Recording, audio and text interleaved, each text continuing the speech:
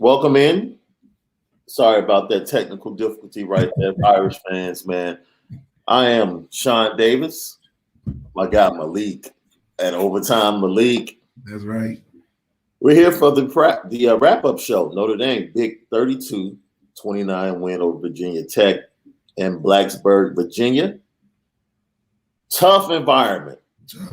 Tough environment, but one of the greatest environments in college football. Like, as a fan watching, you have to enjoy watching a night game in Blacksburg. But that game against Virginia Tech was the greatest promo video for this podcast. Greatest promo video for this podcast. You want to know why? It was that guy over there. He told you on the slant earlier this week. I said, who's going to be the starter when they trot out? Yep. Somebody on this podcast said it's going to be Jack Cohn. It's going to be Jack Cohn. It's going to be Jack Cohn. And if Jack Cohn starts and he fails, it's time to turn the reins over to the Rook. To the Rook and let him rock out and get ready for next year. Now, I know a lot of people out there upset because the people's champ, Drew Pine, didn't get a chance to get in the game. You feel like he deserved to be in the game? Yeah. But, you know, we told you how it was going to rock out. We told you. We told you. We also told you that in order to win this game and to be impressive and show progress, the Notre Dame offense had to put up 30 points on the road in a hostile environment. In a hostile environment. Hostile environment. Score 32-29. 29. Yeah. Money. Yeah, right on the money. We told you. So just listen to the Lucky Lefty podcast. That's all we're saying. That's all we said. We'll let you know how things are going to play out, and then you can just go from there. Yeah. You want to wager your money? Listen to us. Yeah. Yeah, it was me. We might save money for the household because you don't have to go to the game. We'll just tell you on YouTube. It was me on the preview show, and the publications told you, go ahead and take the -1. Yeah. Take Notre Dame in the -1. Money in the bank. Money in the bank. That's all we do. That's all we do. We're the Lucky Lefty podcast. We're here for you. We're here for you. We're here to tell you how things should go. So before we get started, let's go ahead and hear from head coach Brian Kelly after the game. And we might have to put Brian Kelly on the petty train one more time. We might have to. Oh, he was salty last night in Blacksburg. He was salty. You know, he can never just take the dub. He can never take the dub. He just can't take the dub, be happy. He can't even at the media. You know, just here's your head coach, Brian Kelly, after the game. But I don't know that I've ever coached a group of guys that had such resolve and mental toughness that regardless of the situation, they just kept playing, unfazed by the circumstances. And look, in particular, I mean, you take Jack Cohn out of the game. He's the first one to pick up Tyler Buckner on the field when he's hurt, and he's prepared himself mentally to go back in the game and lead 2 drives. You guys should be thinking about great things to write about that guy, because that doesn't happen very often. But you'll find negative things to write about this game, and that's why I don't really care. Because as a coach, what I take from these games is watching a guy like a Jack Cohn come in under those circumstances and rise above it. It was just, for me, incredibly enjoyable to watch him play, and to see George Takis catch a ball down the seam that was intended for Mike Mayer, or to watch Logan Diggs have to come in because Chris Tyree couldn't answer the bell because of turf toe, and Kyron was banged up, and Sibo was a coach's decision and not being here. So just so many stories about players persevering. So I'll get off my soapbox, let you guys dig into the game, because we're not perfect, and that's okay with me. That's your head coach, man. That's your head coach. That's your head coach. Look, you were down under 4 minutes. You're down 8, Yeah. and your team finds a way to win, and you're still salty. Still salty at the present. Look, the media does its job. Yeah, they're gonna always do their job. Everything the media has said, I don't think I've read or heard anybody say anything about Notre Dame and how this team has performed or its flaws that wasn't warranted. Yeah, like it was clear as day. We ain't just picking on them. It's what we seeing as Like, and for you to admit that you have flaws, yes, we see them. Therefore, we talk about them. We talk about your flaws. Why? That's what we do. That's what we do. That's what we do. But like we said, this is the greatest promo for this podcast because we laid it out. We told you how this game would go. We told you how the flow would be. I want to talk about initially before we get to how your keys to a dub turned out. I want to talk about Tyler Buckner because for a moment there, and we tweeted it out on our social media page.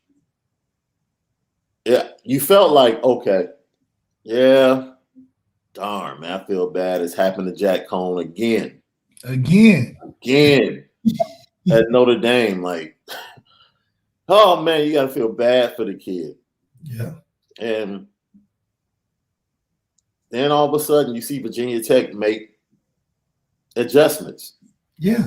You know, and now the kid is like, you can tell, like he's like a second late on his passes. He almost got Avery Davis killed. Hospitalized. And that's simply because he threw the ball late over the middle. Just young guys. Just young guy. You know, he misses, almost throws a pick six to the left. Oh, yeah. Well, they don't even talk about that. Yeah. No. Eventually he did throw a pick six, which is basically just a cover two. It was a cover two, but the receiver, you got a KYP, I'll say it all the time, know your personnel. One, he wasn't even looking. He thought it was a run play. Yeah. And two, when has he ever gotten the game? Yeah, I think that was the once again, that's Brian Kelly. Remember last week he said we have to get these youngsters in the game to give our receivers some rest. Yeah. Or to not let the young ones leave. Right. So you don't give these young receivers reps in the first half. Especially get them into the game, you put them in the most tense times in the fourth quarter. They didn't talk about adversity and you coming through and these narratives. It's you setting the narratives up. Yeah, once again, these are the coaching ahas that Brian Kelly gives you because, you know, you talk about giving these guys time. That's okay. Give them time. Give them time. Don't give them time their first reps in the fourth quarter on a clutch 3rd and 6 when you back up. Fresh guys, new guys in on the most crucial third down of the game. Yeah, and then Tyler Buckner. Yo, on third down, there's a guy wearing number 4. On third down, find him. That's the guy you're looking for. Don't throw to the freshman, to the field. Yeah, you making it the hardest throw on the field to a guy that's not supposed to be out there right now. And he's inaccurate outside the hashes. Yes. And that will come with reps. He's timing, everything. Yeah. Has a good arm. You know, the Kevin Austin pass was a dime. Was a dime. But this is what he was a 5-star quarterback for coming out of high school. We should have been seeing this all season, you know. This just happens to be the first rep. This has to be the first real time he got to actually play a game plan quarterback. It looked like he actually knew more than the little packages and it was trusting him more. And he made some plays. You know, he made some plays. Also, Tommy Reeds, we see you. We know you watch our podcast. We see you, bro. We see you. We appreciate it. We do. We appreciate it. At the end of the season, just give us a little, you know, give us a little promo, a little snippet or something. Just drop our name in the earlier in the week. Yeah. He said, stop putting Kevin Austin on the outside. Yeah. Put him in the slot. Not only that, let him run some digs. Let him run something else. Let him run something else. And when he did that, look at that. You get what you want. You get what you want. You know, we spent it different. He was listening to your clean sheet. He had to, because it was no way it was so accurate. And for a guy like Tommy, man, I appreciate him giving the guys a chance to win. Early on, it was looking rough. Yeah. We still have to be upset. We're going to get into Tommy Reeves when we break down both OCs and we give out our grades to each unit. Still have to be a little bit more creative. Even with yesterday, you still have to. Still have to put it, man. You have to be more creative in that situation. Mm-hmm. Way too many teams are getting extra aggressive. Linebackers are flying downhill. They're bringing the safeties up late. Yeah. You know, come blitzing off the outside, especially when Tyler's in the game, because they're starting to stop. They want to stop that RPO. That kid runs hard. He's running like he's trying to play all the time. He's got to learn to adjust it the more he gets in, but he's going in out there like with abandon reckless. When I got to make a play, I gotta figure it out, because when he gets to settle in, I think we'll really see how special he can be. But for some reason, every team we play plays us like the Super Bowl. We play Virginia Tech like this was a 2-3 matchup. I can't stay. We make all these teams look so good, and they play really. I mean, Bud Meister, come on. Now, look? Let me tell you something. This is why I said Brian Kelly might need to go on the petty train during the presser. And I didn't cut this up, so we don't have it for you. We apologize, but he talked about Isaiah Foskey had a game. A game. That's what he was in the backfield all night. All night. Brian Kelly lauded him for that. Yeah. And then turned around and said, you know what? You get pretty tired when you're constantly chasing the quarterback and he's just getting out the other side because guys are letting him. And I'm like, yo, what are you doing? Foot in the mouth, man. Foot in the mouth, man. Just say, man, Isaiah Foskey had a fantastic game. That's it. Yeah, he can't just let it just end on that. He can't let it go. He can't let it go. He might be the pettiest coach in all of America, man. It is amazing how many times he just can't say positive things without throwing a little dig. These are tough wins. These are tough wins, and he just can't say nothing solid to that. It's got to be. Well, I keep saying I kind of get him just because these are teams that we are supposed to be beating handily. Yeah. I think he's sick of the fact that every team is playing us like a Super Bowl team. These teams don't like that on film. Yeah. Now, squeaking out is, everybody will say that the turning point was when Jack Cohn went out, Tyler Buckner came in. It was bigger than that. Bigger than that. What really turned everything around, because the offensive line played well. We have to give them the flowers today. Yeah. And that's because, once again, this game was one of the greatest promos for this podcast. Exactly. Right? Because it was us on the slant that told you over a week ago, hey, Kane Madden, go to the sideline. That's right. Just let Christopher and Joe Alt, let them rock out. Let them rock out. Let them rock out. Yeah. If the veterans, you claimed, Brian Kelly, that the veterans were being taught fundamentals. Yes, we have to see that. And if they can't pick up the fundamentals through spring and summer, they're not going to get 5 games. Yeah, they're not going to get a week. Go sit them down. You got to.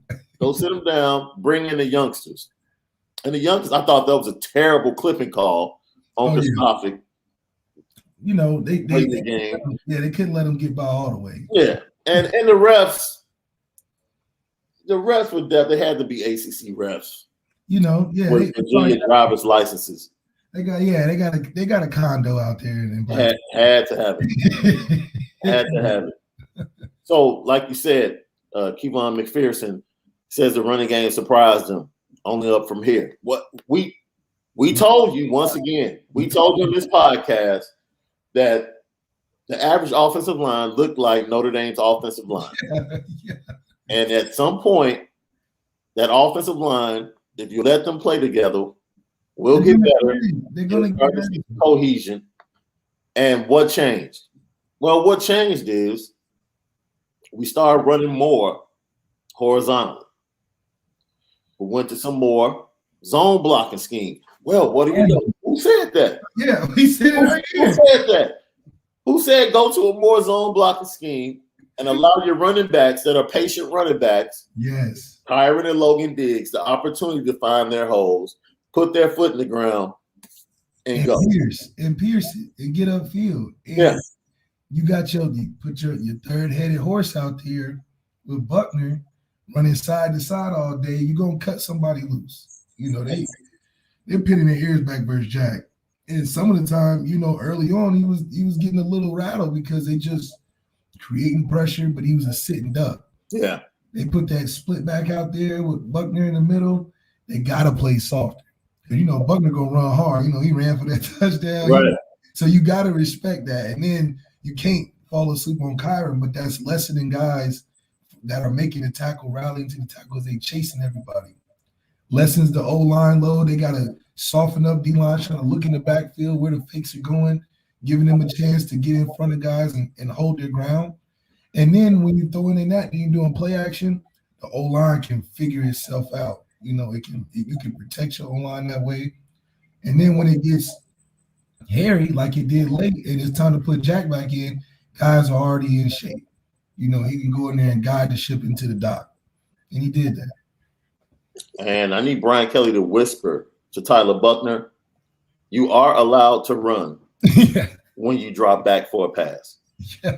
You don't just have to run when you pull it on the RPO. There's so many times he's back there, and I'm like, yo, take off. He's trying to make some passes. He's like, look, I'm tired of running. I got a hamstring injury. I'm going to make the most of my chance to shine.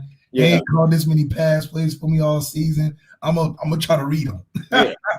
A youngster like that, I'm not mad if he goes 1-2. Yeah, and take it. The quarterback, you're not expecting him to go through 4 progressions. You're not. Like a veteran. No. At this point, if your primary is not open, you go to the second, he's not open, take off. No, because that's what you play. Exactly. And that's what, you know, I keep saying it goes back to he should have been doing this earlier. I think it's more mental than anything because you're trying to press because you finally get that chance to play a full quarterback style of game. And so those things like that ball to Isaiah Fauci but the Kevin Austin was all about confidence. Yeah. He wasn't even open like that. Yeah. You know what I mean? So I'm glad that he was able to complete that because I know that changed the game for him and it put him in a good spot to continue that change of pace Coach Kelly always talks about. Yeah, and that pass to Kevin Austin definitely opened up the running game even more.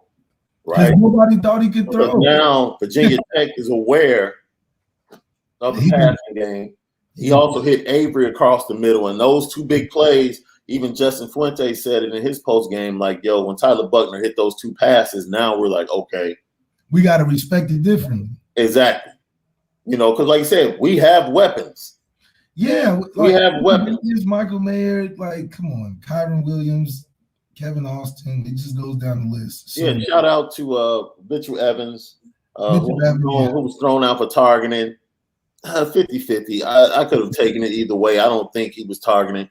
It was a crackback block. Freshman should have known. Freshman, I don't know if he should have. You know, on the stage like that, you trying to make something shake, but you gotta be focused on what's ahead of you. Yeah, and then George Takis. Like both of those guys, they're not Michael Mayer, but I think George Takis came up with a huge catch on a touchdown drive in the 4th quarter and blocked well. And those 2 guys blocked better than Michael Mayer. But, you know. That also impacted the running game. He's a specialized tight end. Yeah.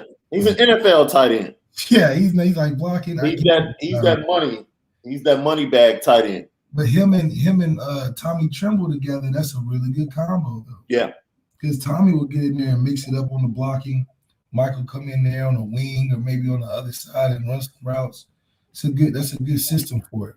Yeah. All right, so let's hop into it. Your 3 keys to a dub. How did those turn out? Shoot, the first one was special teams gonna make a difference in the field position. I thought we had some good opportunities, and our favorite kicker in America, the red assassin, the red rifle assassin. You know what I mean? He went in there and ended the game it was like a pro style. He's proved through the whole season his consistency. You said it yourself, it's going to come down to him being on target, and he came in right when we needed him. So special teams made a difference for us. Then you talk about the 21 points before half. Did they get 21 before half, or it was more second half? I was trying to. No, it was 14-13 at the half.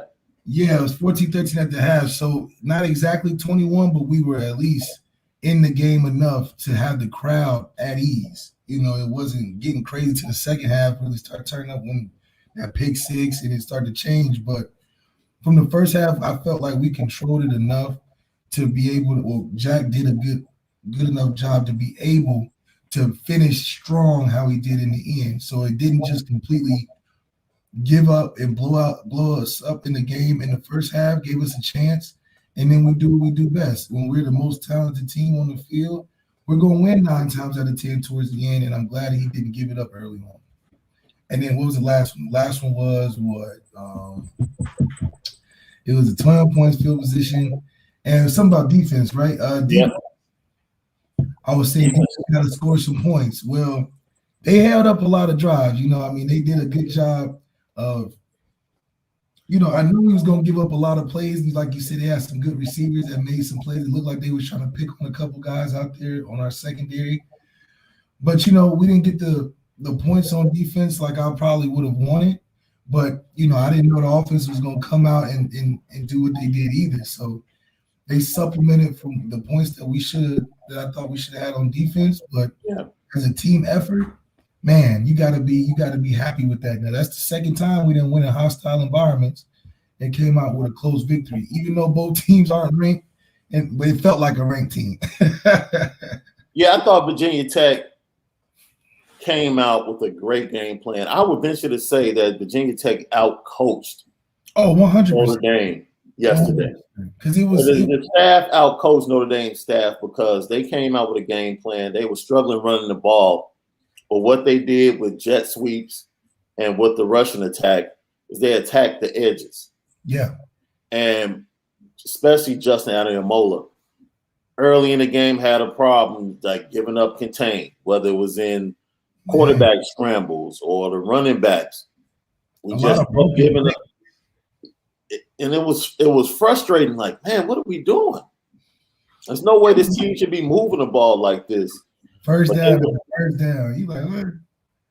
And man, they did a great job. Notre Dame adjusted, started to shut them down. They still got a little movement, and we held them to field goals. That's the thing you have to give the defense credit. What did we say? What did we say on the podcast? Yeah. Touchdowns and field goals. And every point is going to be premium in this game. Every single one. We scored touchdowns and held them to field goals. That's right. At the end of the day. Great spots. They was on the 1 at one point. They was like the 10. Yeah. And these are after big plays. So usually after big plays, they'll probably finish the drive or something. But for our defense to bend but not break, it really, really saved us because it was a 3-point game. But those touchdowns could have made all the difference. And the kicker was nice. The kicker was nailing things. He hit the deep one before half. He was just accurate. So thank goodness that we let him play soccer and we didn't let him get in the end zone, and it helped us out, man. I'm telling you, offense showed up when he needed it. We need to send some flowers to Tavion Robinson this morning. Hello.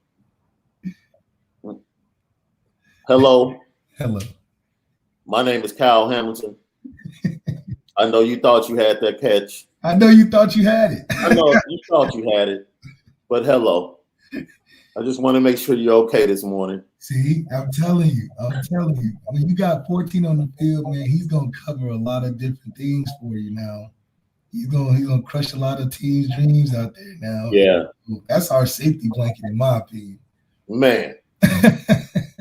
So, yeah, I was disappointed with the defensive performance. Brian Kelly, like you said, we gave up the edges, whether it was a run or a pass. Lost contained way too many times. Cam Hart played okay. He didn't play bad. He played okay. And I know you're going to be critical of him. 3rd and 7, you have to wrap up. Yeah, that's what I was saying. Then, if you're going to make a big hit, you got to commit to the hit. It was too much of an open field tackle, and for you to blow it like he did. Yeah. And I was like, that's not on the progress of being a dude. No, at all. At all. And he was doing this, but that one was like, oh, you got to go here for a little bit. Right. Now you're leveling off. Yeah. And that was huge because that led to points. And I'm like, the tackle looks so crazy. I'm like, is he like that big or something? Like, he made the tackle. He's not that big at all.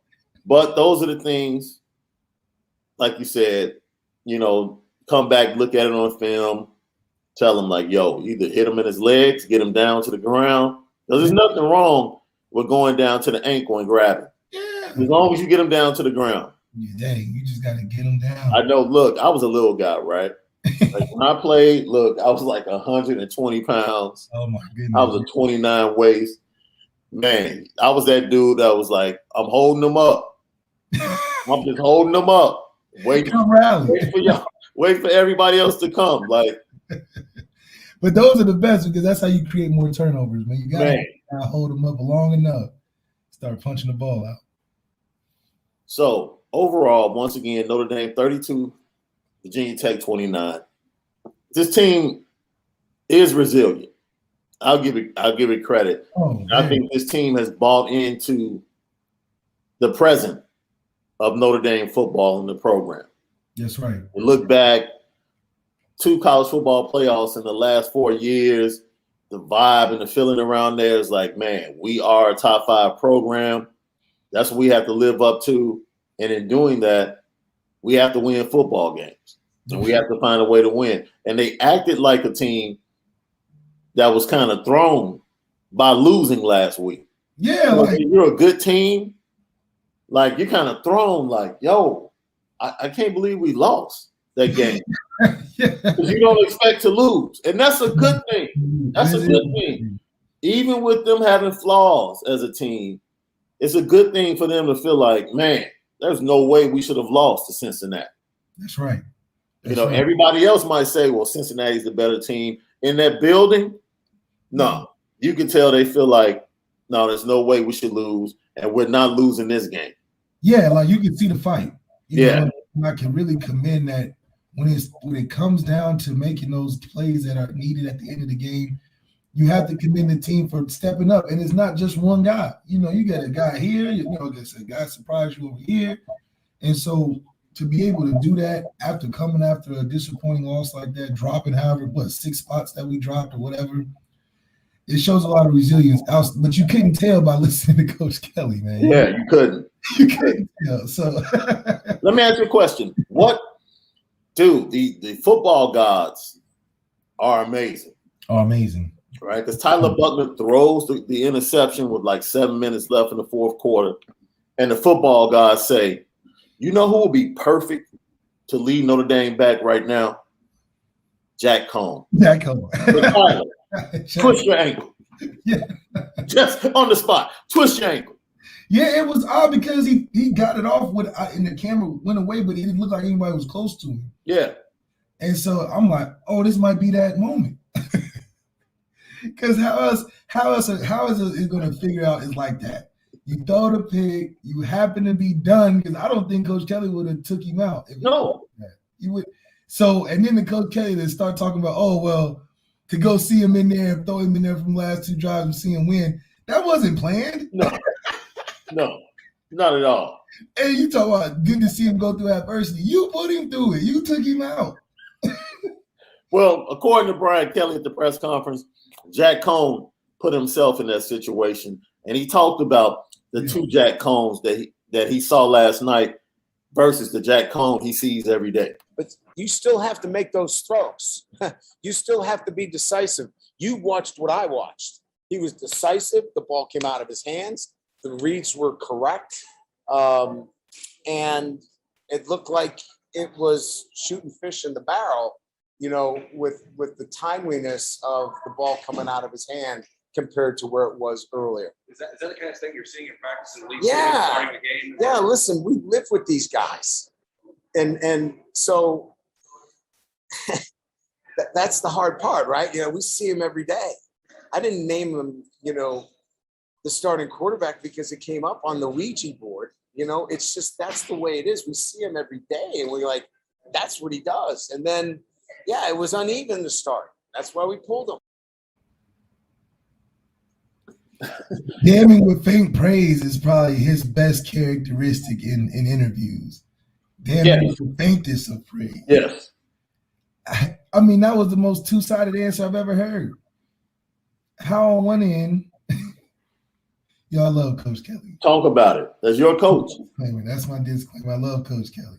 First of all, I've never seen him talk so highly of a guy that he takes out of the game, number one, or even highly in the sense that he's getting this guy back. I mean, when's the last time? I don't remember the last time he's openly was like, man, he's out there throwing it on time. I'm around him every day. He's making the right reads, da-da-da. And then you say, but I took him out because whatever. We knew the ceiling of what Jack was before he got to school. So in my opinion, so it should have been buyer beware. It was buyer beware, but yes. Coach Kelly, to put himself in that situation, I feel like he has to take his back because he was the reason that he's there. It wasn't like he was deciding hot on the market coming out of high school. He was looking for schools to go to. So yeah. I appreciate Coach Kelly probably likes his experience and his veteran leadership. Somebody he can just throw in like the Tommy and Ev situation. Whenever things went real hairy, he went to the guy he knew the most, and that was Tommy. Do I feel like that kind of messed up Ev's progression? Yeah, but shoot, we went to championship, so what do you call that? However, speaking on it just sounds indecisive. You know what I mean? It's hard to have so much faith in the guy that you bouncing back and forth with a true freshman. He ain't even been there that long. Yeah. And so for Jack to even have the stability mentally to go through that each and every day and to like you said, man, go in there and put the nail in the coffin when you called on, it's not an easy thing to do. I mean, you saw over there in Oklahoma what happened. It's hard for a guy to lose their spot in the middle and then the other guy goes crazy. And then you go support him. So Jack having that experience allows him to be like that. But I do like that he's competitive at the same time, and no matter what, he's going to try at least to get it done. Something else we pointed out. If you're going to win and win big, you have to have a quarterback that can make plays off script. That's it. And that's, what Jack Cohn did at Florida State late in the game, what he did last night. 2-point conversion, he definitely – the 2-point conversion, he didn't. Yeah, we have to give him kudos for that because he tried to use his legs as much as he could. And Kevin Austin, look, what did we say? He had to show up. We told Kevin Austin he had to show up. 3 catches, 7 yards. We have to. He's so talented. We have to get him over that 100-yard mark before the season. We do. He's so talented, man. So big, so physical, can run. Might not have the breakaway speed like Braden Lindsey. Might not have the breakaway speed. If he gets a good release, and what did you talk about? The technique of stacking, using his body. He's the area code guy. Man, great hands. Throw it in his vicinity, he's going to come at the best chance he'll come down. I think he has great hands. I know he's dropped some key balls in big games over the middle, but this is technically still his breakout season. So it really is. A lot of people have been talking about Kevin Austin for a long time. It's just this, he's healthy, happens to be the prime guy right now. And he's definitely showing a lot of what people were leading on to earlier. So I think his progression is headed in the right way. He's similar to Cam Hart, for a guy that you don't want to say he's out of position, but he's growing in a new position for him that he could be great at. So for those two guys, each and every week is fun to watch because you see them figuring it out and getting better as the time goes on, and they make impactful plays each game. So it's like, man, you love to see that type of progression, you know. And make him an overall receiver. That's why we said move him around. Yeah. Move him inside, move him outside, move him to the other side. Don't just keep him on the boundary. You know, move him to the field. They motioned him a lot. So yeah. You could clearly see they was trying to get the ball to him. Yeah, they were listening. Tommy, we know. Tommy. You're listening to your former teammate. We know. Get at your listen, boy. How else is he doing exactly, unless he just want to give us free promo? Because, I mean, you're taking our suggestions critically. You might go into the meeting room with Coach Kelly and say, look, I listened to this podcast. them brothers had a good suggestion. I'm not saying we got to use it, but I heard them. Like, yo, they do the segment called a clean sheet. Yeah, and I think that's a good little infrastructure we should try to, use. So let's go by the units, man, and get your grades. Let's start on the offensive side. Start with the quarterbacks. What's your grade for the quarterbacks? For a win in a hostile environment for the second time in a row. And Here we go. Grading on the scale again. Go ahead. Listen, I gotta give the B to us because it's a combo. If one played, then they would have an A, but I gotta give a B because they both did well to help the team, make plays. And Tyler Buckner, I mean, he came in and scored some good points for us. Something that I don't think if he didn't come in, I don't think we would have been in that position towards the end of the game. So he did his part.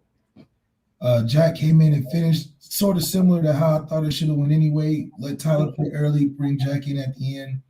It worked out this time. I still don't like the indecisiveness at quarterback. It's almost like if you're doing that, you might as well just mix them together and call it a recruit, Dante Moore.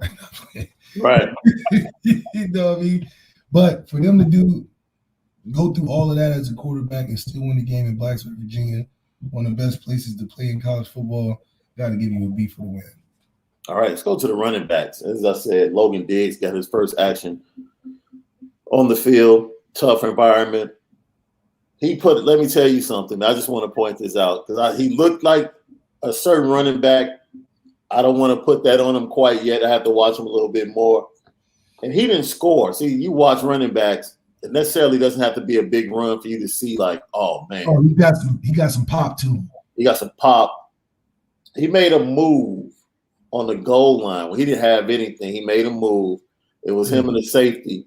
And the safety barely ticked his foot going by. Barely. But he gave him like a and it was like, okay, I see you. Yeah, he just duck his head type of guy. Right.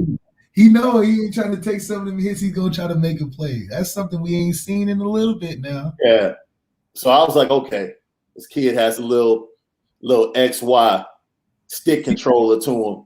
And if that's our new age Theo, then I'm good with that because that's a good combo that we need for offensive side of the ball. Yeah, perfect compliment to Kyron. So what's your grade for the running backs?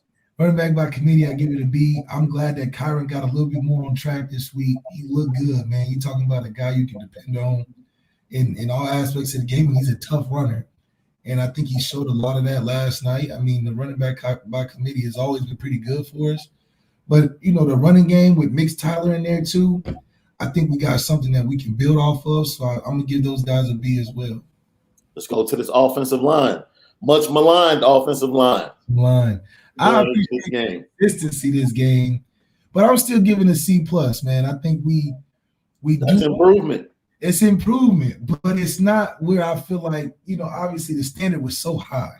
Right. So you can't, in order to get an A, we would have to score damn near 100 points.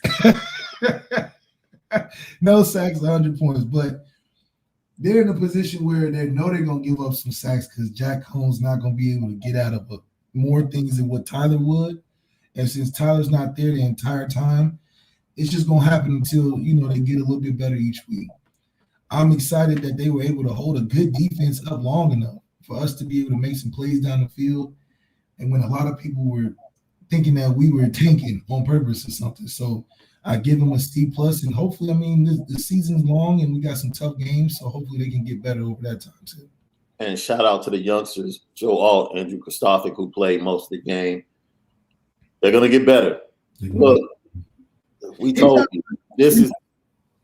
Isn't Blake coming back soon, or is he the meniscus? Blake will be. I think it's a decision of where it's like around week 8 or 9. Yeah, and at that point, him coming off surgery, they'll make the decision whether or not they just go ahead and redshirt him, let him sit, or whether or not it's worth bringing him back.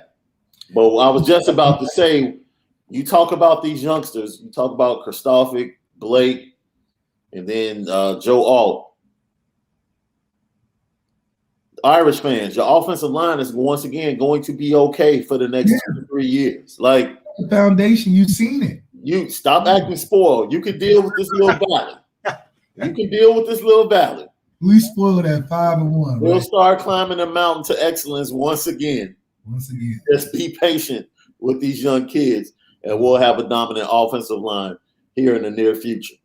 That's right. All right, your pass catchers, your tight ends, and your wide receivers. Man, I thought they displayed good discipline throughout the whole game. Obviously, there was some ups and downs. The pick six, I put that on the receiver and the quarterback. Those are young guys, so yeah. For me, I really do think that the receivers stepped up enough. I give them a B+ because I feel like Kevin Austin, man, he's a difference maker. That 2-point conversion, literally because it wasn't planned or scheduled or even intended for him to take that next step. Because I think that 2-point conversion could have impacted a lot, actually, on how that next drive was to be carried out. To make an off-schedule play, help your quarterback, man, took it from a B to a B+. So shout out Kevin Austin. Let me ask you a question because I just thought about this because we're about to go to Tommy Reeves. Yeah, this really upset me. We talked about the creativity, but even more than that, I was really upset because I felt like Tommy put Tyler Buckner in a bad position there in the fourth quarter. You had 3rd and 5 on their side of the field. I want to say the ball was around the 39-yard line. You had 3rd and 5. And the play call, that run to Kyron, it's like, yo, what are we doing? Because you saw it. They all look to the sideline. They come back. Virginia Tech, the defensive end, I have to give him credit because immediately he sees the tight end come in motion. Yeah.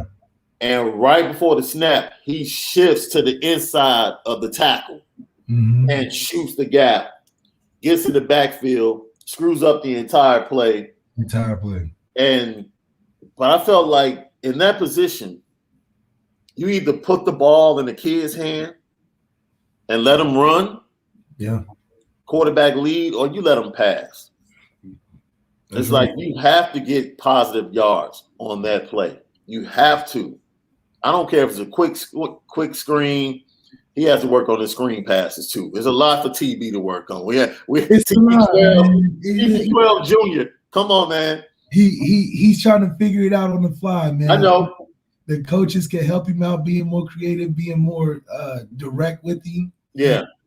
But I'm saying in that position, the play call that led to this is my issue.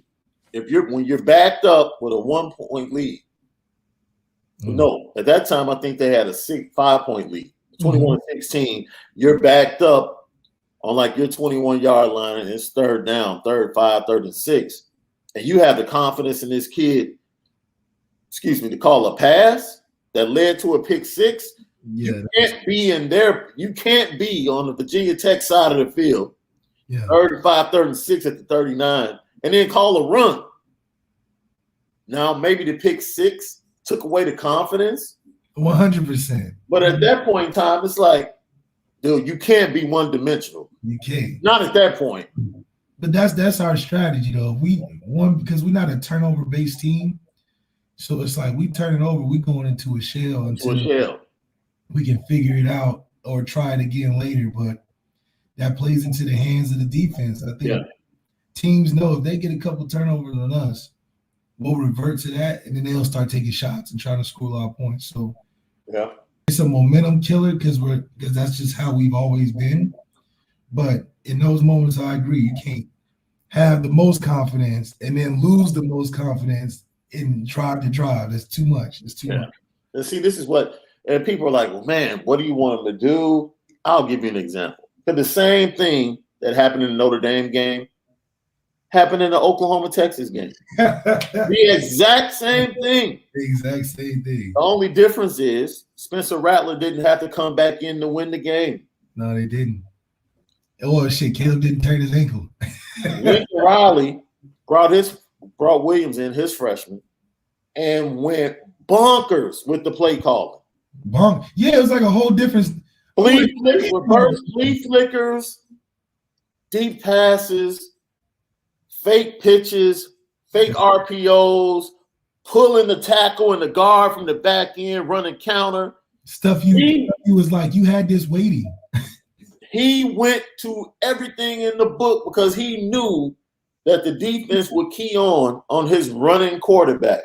Oh, yeah, 100%. He knew. When you have a quarterback like that, you should feel like you're in the candy shop. 100. You do anything you want. Look, reverses. I have action off of this action. And you start realizing, like, man, you guys got some players around you. Man, that's what I'm asking for Tommy Rees. Like, yo, don't just put the ball in this kid's hand and just run RPOs and let him run the depth. Like, bring Avery Davis on a reverse. Put him in the backfield. Yes, off the same action. Yeah, like, dude, the play they scored on, they actually ran it 3 times in the last 5 minutes. Mm-hmm. It was the quarterback lead action, and I'm talking about Lincoln Riley. Brilliant play. Brilliant play. Williams took off. The direct snap went to the running back. And he was the damn near lead blocker. But this is the thing. Williams takes off to the right. Yep. What do the linebackers do? They all flow. Immediately flowing. Ball steps to the left. He had the 66-yard run earlier. By the time they recognize their key of the backside guard and tackle pulling, it's a wrap. It's a wrap. It's a wrap. Them the type of calls we need, though. Man. Because that's the stuff throwing teams off. Teams are kind of locked in on what we're doing. We need some stuff like that because that's creative. And I'm saying to myself, why can't? You know what? Tommy Rees, what's the grade? Man, look, this is Tommy's second game putting up a good amount of points in hostile environments, in games that, in previous years we would, I think we would probably be in a tougher spot. We probably wouldn't come out like you think of games like the Miami game where offense was so stagnant at Miami. I mean, I think we're responsible for making that turnover chain so hot. Because it was after that game. The official Ian Book has the keys game. Oh, that man, game. They read it on the wall. Even with him throwing that pick six, you could just, it was like, all right, it's time to move on. But in previous years, the scores were a lot different. And offense looked even worse as those games went on. These years with Tommy, even dating the Clemson game first half last year in the playoffs. Yeah. I mean, he's keeping us in the game enough. It may not be exactly the creativeness that we're looking for just yet, but we know we have a chance to at least be in the game in tough environments and our offense not be, oh, we can't score no points. That was the story we've always had for a while. Yeah. This is now, well, decide what quarterback you want and give us a chance. And we do. So I have to give Tommy for this game, another game, hostile environment, putting up 30-plus points. I got to give him a B+. He put it to handle both quarterbacks and then to put the guy that you took out for the last 2 drives and call things to get those things done. I mean, he's in sync with his quarterback room, and with that, you're going to have some wins. So I give him a B+. Let's go switch over to the other side of the ball. Excuse me, it's Sunday morning. I'm going to start with the defensive line. And overall, we talked about some of our disappointment with the defense yesterday. Mm-hmm. I'm going to start with the defensive line because I thought Kurt Hennish coming back, his leadership, taking reps away from the young guys that were there in his stead for the last 2 weeks. I thought it would really make a difference. I thought they would really dominate. But like I said, no, I thought Justin Fuente and that offense and his staff did a great job of knowing how they wanted to attack this defense, especially when they went to the 3-man front, attack the edges, seal the edges, get some plays in the running game because their running game has been scuffling all season. And then they struggled in pass pro a lot, but they were able to keep their quarterbacks upright for the most part. And then the quarterbacks were able to get out the back end, like Brian Kelly said, and escape the pressure that Isaiah Foskey was pretty much applying the entire game.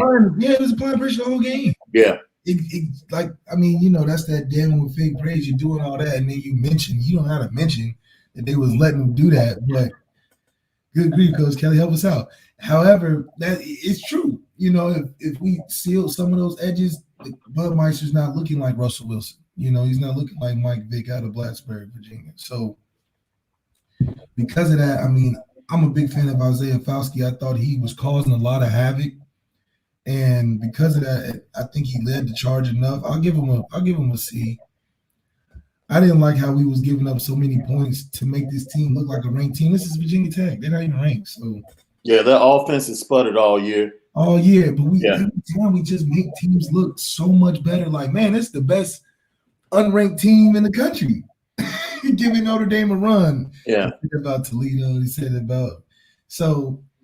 Those are the games we know we'll usually be in, but like I said, man, to be able to go down to the wire, hold them off like we did, I give the D-line a C, but the linebackers a different grade, Let's go to the linebackers. I'm going to be honest. I thought they were getting better. Last night might have been, of course, every week we know who's going to lead the team in tackles. Yeah, dude. He's a seeking missile, man. He's a seeking missile to the football, man. Yeah, white lightning, man. Absolutely. But last night with Virginia Tech, and once again, look, we love every player on this team. They play hard. They all play hard. They give you everything they have. Every time. Our linebackers just aren't rangy enough. They play hard. Drew White played really good. Yeah, they played. Bertrand played really good. Jack Kaiser made some plays. Like, if you're expecting plays that you see from certain linebackers that are just long and rangy, we're not going to get those plays. Bo Bauer is our best linebacker against the pass. That's why he picked off the 2-point conversion. Should have pitched it to somebody else a little bit faster, but that's a whole other thing. Yeah, we're getting there. It's steps to it. But like you said, man,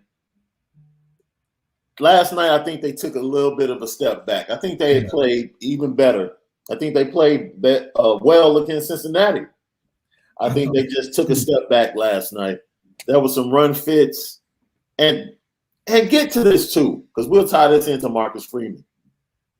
I don't know if we're blitzing too much or if they just really don't know how to time their blitzes. Yeah, I was gonna say that because some of those we was blitzing in situations where I'm like, why are we blitzing? Why are we blitzing? And we're not really hitting home as fast as we should. For it to, you look on the TV, you see 7 guys trying to go. So I'm like, wait a minute. Somebody should be cut loose because their offensive line ain't that good. There's no way they're holding up different blitzes. So it may be a timing issue, but then again, like you said, we don't have a rangy enough linebacking core to be doing the entire scheme at a high level. And I think, Virginia Tech's offense, they knew that. And so they're like, we're going to get on the edges, make y'all chase us. We're not going to run at you. We're going to make you chase us. And we're going to use our skill players inside. And we just gonna try to outflank you guys all day, and it was working because once you chasing everybody and you start missing tackles, start giving up stuff downfield because you're falling asleep. So Virginia Tech definitely knew that was probably the weaker part of our defense was the ranginess from our linebackers just to keep up with all the things they're coming in and out with. And Cincinnati kind of exposed that, but that's something that I believe Marcus Freeman understands himself, and so he's putting those guys in positions to be like, let's be on the offensive and blitz. That way we don't have to be chasing and playing behind them all day. Yeah. So, and I think that's them learning the system that when we get our guys in, it'll be a seamless transition because the culture's there. All right, we're gonna come after him. But we wasn't, as he's probably showing recruits on the tape, this could be you. Right. A little faster. So it works both ways. I think his pedal to the metal and relentlessness, either one or two things. The guys are going to get better or we're going to give up more points. And so I think being in that position, he'll figure it out. And I give the linebackers a C- because they're just limited in some of that. And, when you have game planning each and every week, the film is stacking up. So they know what we're going to at this point, and they're going to try to expose it. But I like Marcus Freeman for saying, hey, it's our weakness right now, or not the highest strength, but we're going to be aggressive at the end of the day. I already know. It's so Tariq Bracy, that's the guy every week that I've been begging for Tariq to show up. Him and Clarence Lewis. Clarence Lewis, what's up, man? I've been begging him for him to show up. Tariq, big interception last night. Big interception. Man, trusted his technique. Because he jumped it just right. Didn't they run that play earlier and got it? They did. I knew they did. They did. And what they were doing was to the field, they were so used to Notre Dame dropping that linebacker under, and they were actually hitting the out right over the linebacker. They sucked him in with that play action, the long play action. He got snuck right behind them. Yeah, and we're giving them way too much cushion. But Tariq on that play anticipated, read it. That was a really good play. Yeah. Really good. Because usually, that's a tip at the most. He went in there and made the full play, which is what we talked about. We got to see that secondary other than 14 and 5 go out there and make something shake. Man, have to. So that's a huge play. We talked about 14. Yeah, 14 cutting the lights out on people. If this was basketball, he's our closer. He's the real guy. We got to be like, all right, 14, time to turn this thing around for us. Yep. We talked about Cam Hart. Missed tackles in key situations. Up and down night for Cam Hart. Just overall, how do you think the secondary played? What's your grade? That Cam Hart tackle docked him a little bit for me, but I'll give him a B, man. I'm telling you, when you got 14, you can't give him anything less than a B. So the best that they can get is an A+. The worst they can get is a B, and 14 for being able to play a better second half. I thought they played a better first half than second half. Yeah. But what I can't appreciate is that they didn't quit. And even on the touchdown on 3rd and 15 when he ran that, I feel like guys just got to rally. I don't know. I mean, Isaiah done chased him to the sideline. I'm like, where they? Yeah, I'm thinking like, were they man to man? Because they only brought 4.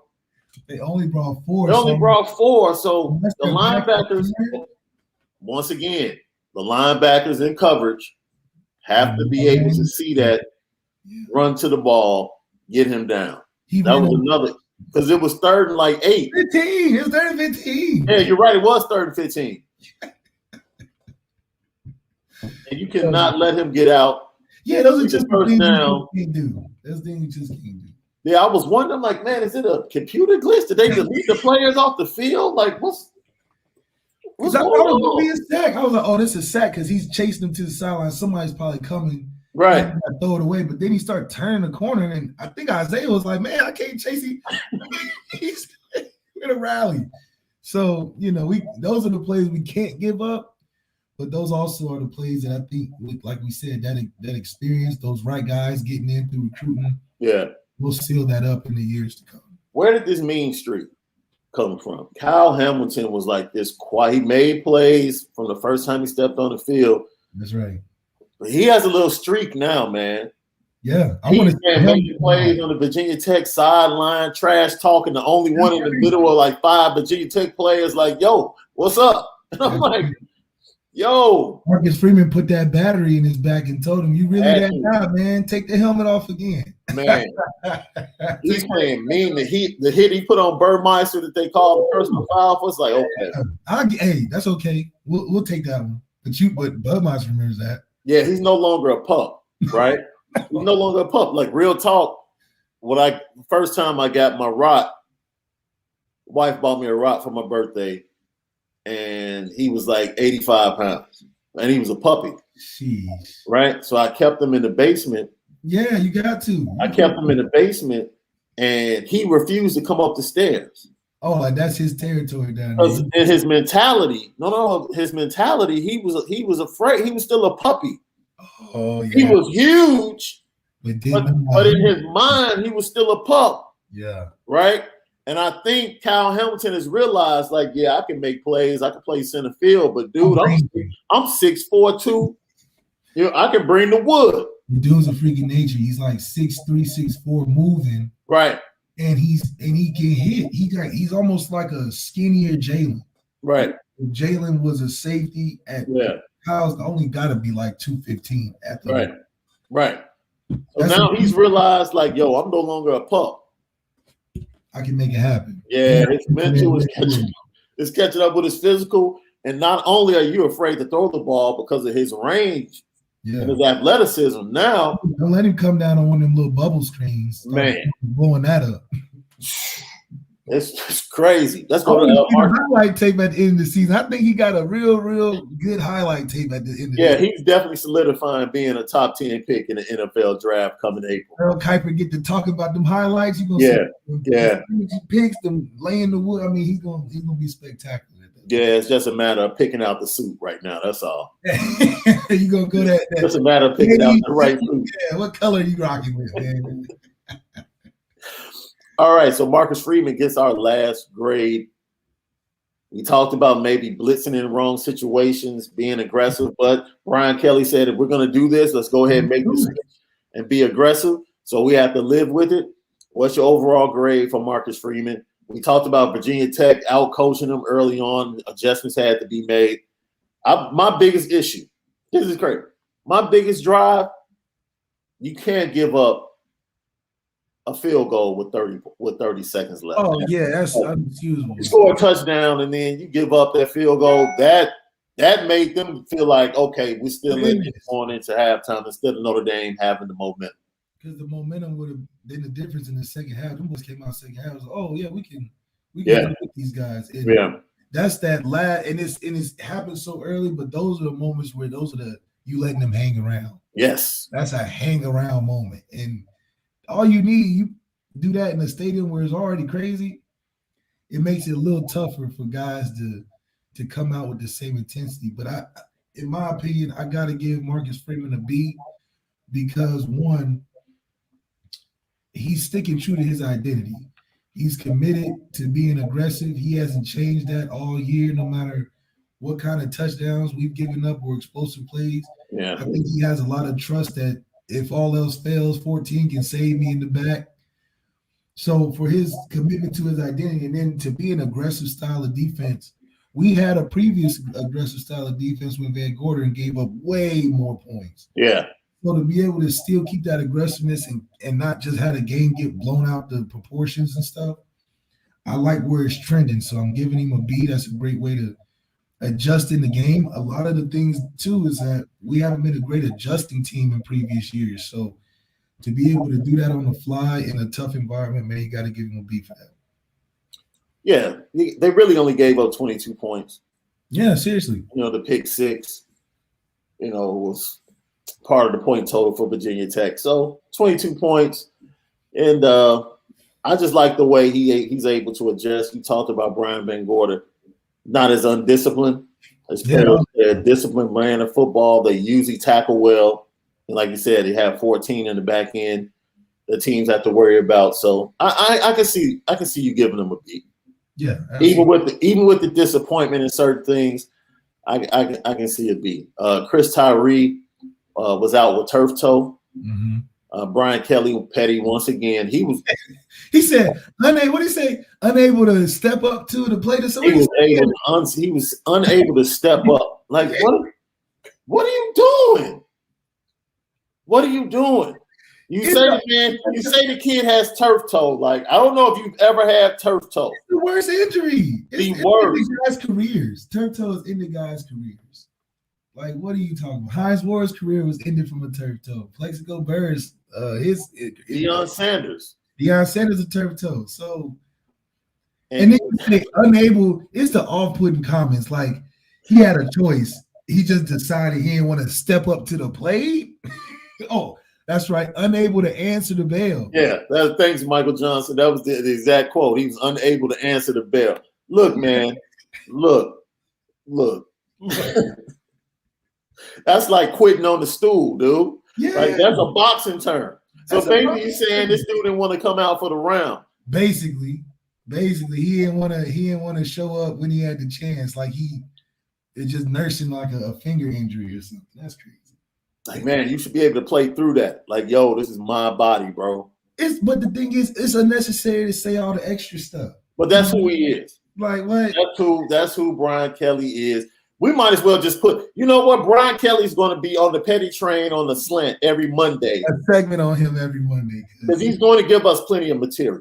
Every time. So we'll just put him on the petty train every Monday on the slant. And then we'll bring somebody else to join him on the petty train. Right. We'll go look for someone else. He's the driver of the train. He's the conductor. There was no reason to say anything like that. And then on the backside of that, he was like, in SIBO, you know, yeah. That's the coach's decision.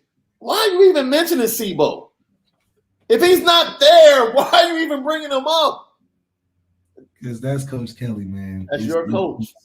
That's your coach. I don't understand.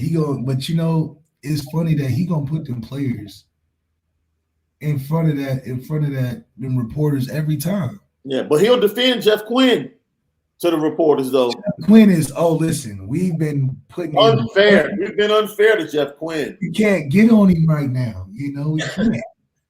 He don't even throw those side comments or no backhanded compliments in there. He just like, listen, give him a break, guys. Right. He's an O-line coach.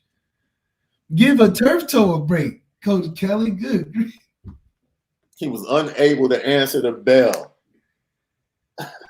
Because to some, it's not that big of a deal. But if Chris Tyree heard that, he's feeling away.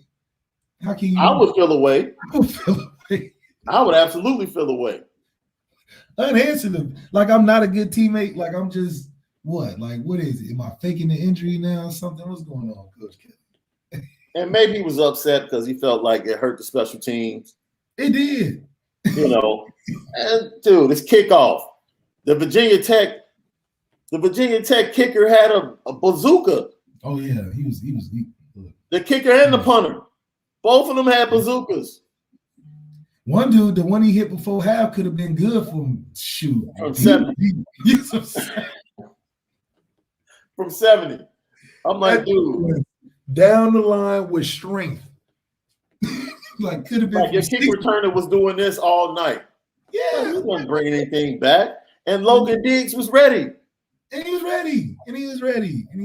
So, yeah, man, come on, Coach Kelly, give your team a break one time. So once again, man, this has been the wrap-up show. Notre Dame 32 over Virginia Tech, 32-29 in Blacksburg. Yes, Notre Dame ended up being the Sandman for that night. That's right. Put him to sleep. Virginia Tech was talking a lot of trash, bro. You know why? Because they were talking, especially 54 on the offensive line. I mean, he all. You got something to say to Kyle. You see you talking. Yeah. Someone like, what do you got to say? Like, I don't understand. That's when Kyle's like, dude, I'll be in the league next year, bro. Yeah, you talking to a pro right now. Like, no one knows you. What's your name again? Then one of them comments. That's why you got to take off the helmet. You got to let them boys know, man. NIL, baby. NIL. I'll do it on their sideline, you know. Right. So man, and then there was a little skirmish after the game. Yeah, like Notre Dame players went over to some fans in the stands, and Virginia Tech didn't like it because some of their fans started talking crazy, and it's like, come on, what are we doing, man? You know how we get down in Virginia. Them Virginia teams don't like when we come down there, Blacksburg or what's the other, Charlottesville, wherever the other one is. Yeah, we go down there and make it happen in Virginia. So you know they probably talk to their friends over there at the Cavaliers and say, "Hey, you got to go get it done," but not today, man. Yeah, because we go back to the Commonwealth to face Virginia, Yeah, that's right. And they have a really good offense. Oh, yeah. Really good quarterback. Defense is really suspect. Really suspect. I really like this. A game. Like, if we don't put up 40 against Virginia. But the thing is, when are we gonna be like, you know what? Let's blow a team out 60 to something one time. Like the Lou Holtz days. Come on, Coach Kelly, be different one time for us, man. We can get right with this team. Yo, it's the Lucky Lefty podcast. This has been a wrap-up show. We appreciate you guys so much. We spin it different. Go subscribe to the Lucky Lefty podcast on YouTube. It's also available on Apple Podcasts. Follow us on Instagram and Twitter at Lucky Lefty Pod. Share. And shout out to everybody. Our subscribers have gone up each and every week. We hit the 2,000 view mark this past week. Thank you guys so much. Thank you to Michael Johnson, Jacob C. We see you guys. Thank you for the love and your comments. And if you guys have questions, anytime we're doing a live show, shoot the question, shoot the comment, man. We love to answer your questions, you know, and just bring you guys into the show. We want you to be a very integral part of the show and become a part of the Lucky Lefty podcast family. We got merchandise coming, so we want you to bring that. We spin it different. That's right. So absolutely. We'll have the slant tomorrow, where we'll get a different perspective on Brian Kelly's press conference tomorrow, and we'll talk about some other things. We'll get into we're definitely going to get into the Aggies upsetting the Crimson Tide. I don't think anybody saw that coming. Man, you know what's so crazy is that it was so crazy because wait, hold on. Somebody asked if you have a year of eligibility left. Look, I'll make a couple calls, man. I cut the hair, look a little younger. We can do whatever, man, for sure. But you go ahead. You were talking about the Aggies in Alabama. I've never seen the defense look so susceptible. You know, I'm like, whoa, the D line is not getting back. There has to be, like, we'll get more in depth. They usually have more depth, especially when they're nickel. At the nickel position. Yeah, but they were playing their safety branch in the slot. And he was one-on-one with Anias. And they just went to that. I mean, they ate off of that matchup. That's like throwing it to Barkley on the post back in the day. And he's going to bounce it 20 times to back you down. Yeah, like it's nothing. Next day, and them just went to it over and over again. And that's the thing, is that's the only thing they really had, and they used it. And you know, Coach Saban's not. I think he was caught off guard to where they really didn't adjust, because they're like, it's a 3-2 Texas A&M team. We supposed to. I'm not about to change. We Alabama, and it cost them. So, but you got to remember, Jimbo Fisher, man, that's a masterful play caller. Yeah, I think he was cooking up for them boys. He had something the whole week. He's like, yeah, we're gonna get him on this, and he did his thing. First former Saban assistant to beat him. So that's a big win for Jimbo Fisher. Big win for that program. Johnny Manziel was in the the last time they beat Alabama, he was the quarterback.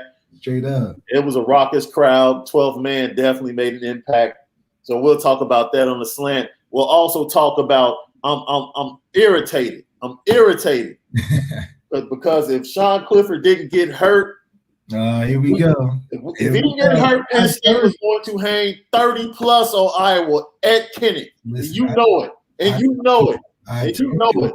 What Penn State was. You know it. You know it. And you know it. And you know it. That totally that took Dotson and all of their wide receivers out of the game. But this is something. You know how we talk about how bad O-lines are on average in college football? Yeah. Backup quarterbacks on average in college football. Oh my God. Yo. Yeah. The drop off. And Sean Clifford isn't like elite. No, but it's a huge drop off from Sean Clifford. Huge. You better get in that recruiting bag, James Franklin. So James Franklin and that coaching staff, you lost that game because your defense. You lost that game. You lost that game. That defense played way too hard. They played hard though. Oh, their defense was playing hard. They one of the top 5 defenses in the country. And they still almost pulled it out with a trash quarterback. But you know, Penn State's a 13 drives and 3 points. Penn State is doing this now. You know, it's getting colder. Oh yeah, here comes the nosedive. It's Here colder comes the now. nosedive. We're about to start dropping from top 10 to top 15, from top 15 to bottom 25. It's gonna be on schedule. That's all. Yeah, dude. And so yeah, I'm not impressed with Iowa. No. But Iowa has never been an impressive team, but they don't mess up. That's all right. They don't mess up. Man. All I know is if they face Ryan Day, Ryan Day's gonna put up 40. Oh yeah, CJ Stroud hitting his stride. So, yeah, nobody's talking about it. Just yeah, he's a secret Heisman winner because you know Spencer and DJ both bottomed out on that one. Yeah, he's putting up Michael Jordan numbers 50, 50, 50, 50. Yeah, just very quietly. Just people were talking a lot of stuff. A lot of stuff. And then tomorrow on the slant, we'll definitely get into look, what did I tell you? What did I tell you? You guys, hey, what did I tell you? I give you a pick each and every week. Each and every week. Each and every week. And what did I tell you? Take Georgia in the 18. Take Georgia in the 18. I told you. It didn't matter that Auburn had a big win at LSU. It got ugly. Magic. No. We told you. Georgia takes the defense. Where did they get these guys from? They take the Georgia defense is for real. For real. Like, yo, it's worth your 4 hours on a Saturday to watch them play defense. Their twos are like their ones. They yes. 2 D tackles in the nose out. They put 2 more in there, and you was like, oh, where do these guys come? They're bench players. Yo, Bo Nix was running around evading people last week down in Baton Rouge.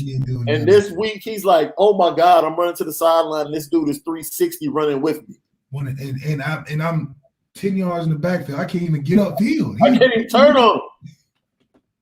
I'm telling you.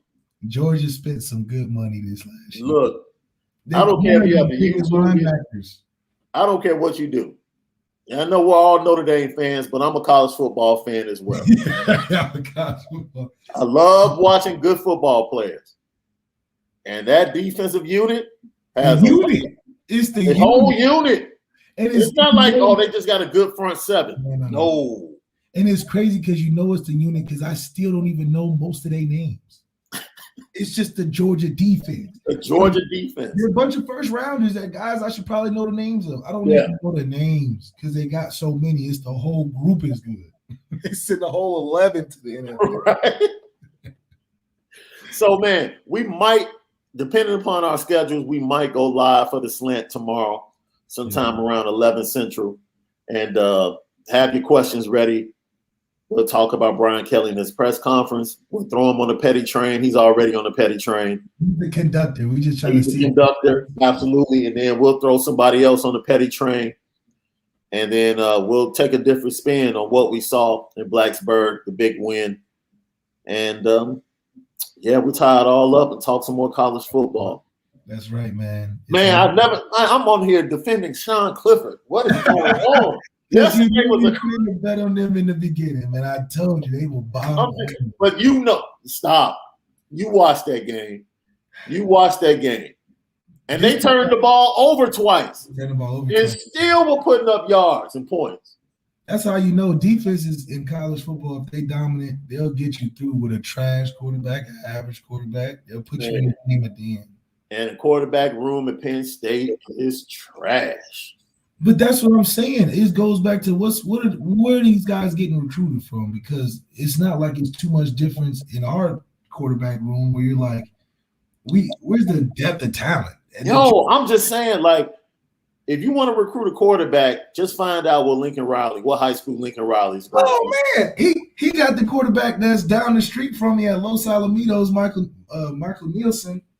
Another one in the tank. Another one in the tank. The guy is throwing for 5 million yards. He looked just like all of the ones that Lincoln Riley likes to recruit. I mean, he got the secret sauce. I don't know. Man, can we go follow him? Wherever schools he goes to. That's right. Follow that dude. Follow him. That's where the quarterbacks are. Yeah, and the one he got now, I mean, shoot. Yeah, Spencer might go ahead and jump in that portal, bro. I thought he did. I think he jumped in the portal right after the game. No. The reports were like right after the game. We're definitely talking about that on the slant. Oh yeah, join us tomorrow on the slant. We're gonna get deep in the crates. We're gonna get deep in the crates. Let's do it. And talk about it. It's a rattler in that portal. Yeah. I know Notre Dame fans are already like, man, can we get him?